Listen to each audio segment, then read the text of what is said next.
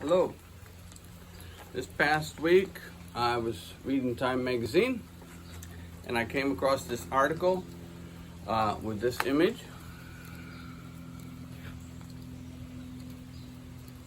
And it's entitled "The Guilt of Complaining About Anything Right Now." I'll go ahead and just start it, but at the end I can't tell if it's a dog or a person or a pet, another pet, who's telling this story.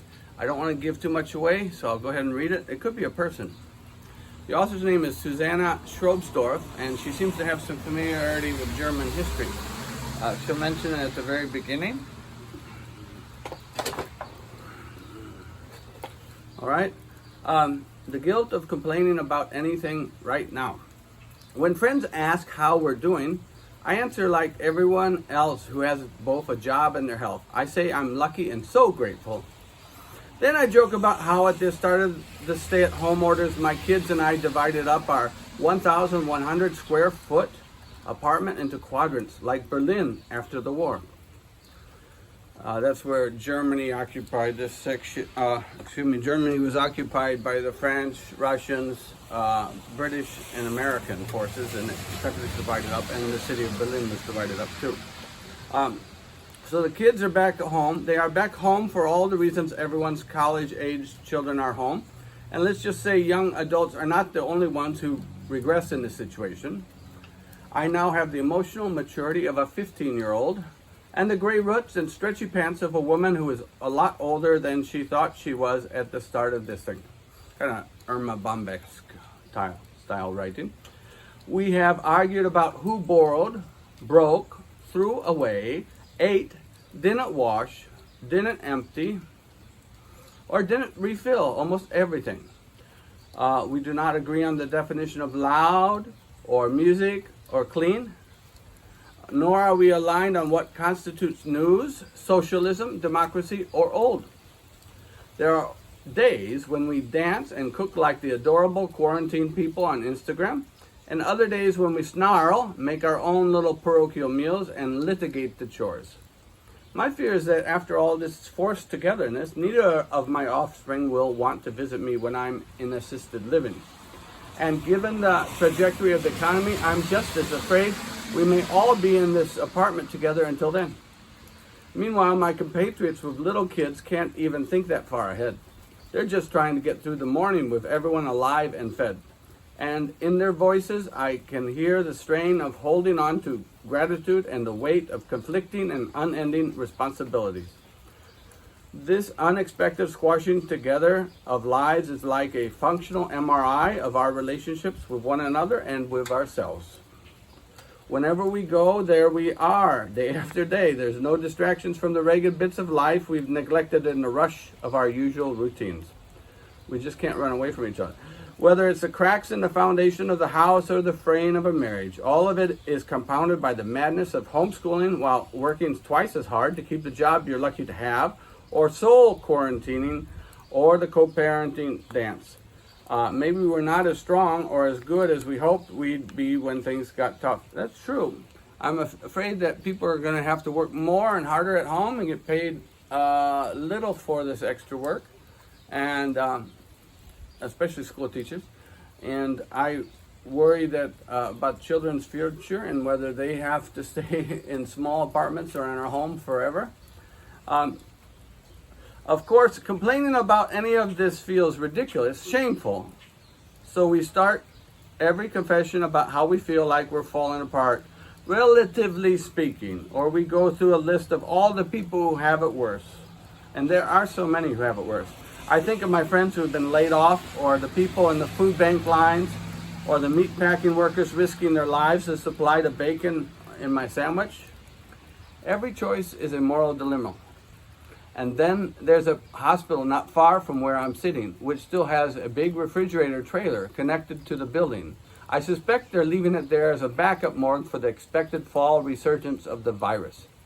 For now, we're here in limbo, measuring time by the brutal tick-tock of the news as the numbers of those who died or lost their jobs keeps rising.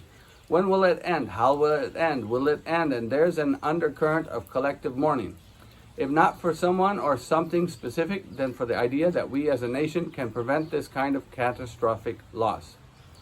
Yeah, mourning. We're mourning. Again, I'll read the title. The guilt of complaining about anything right now. Relatively speaking, many of us have it lucky. And that's been the situation in America for a long time, but the coronavirus has really brought this out. The difference between the haves and have-nots, those who could work at home and those who can't. And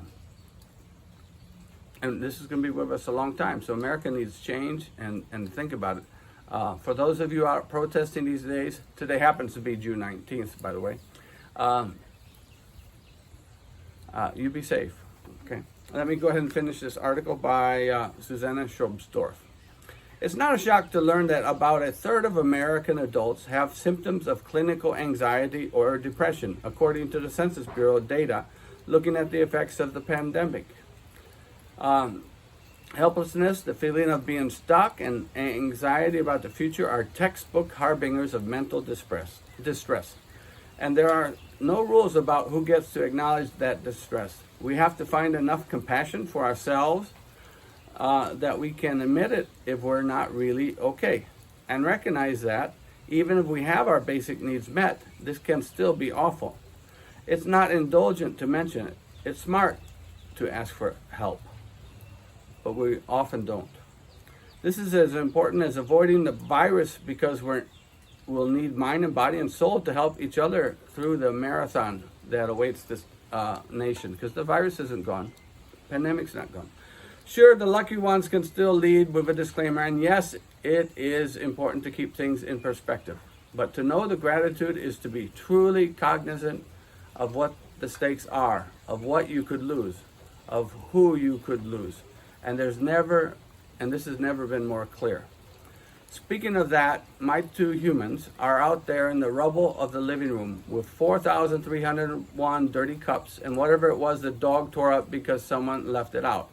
If I can go clean up with more gratitude and less snark than usual, I'm going to count today as a win.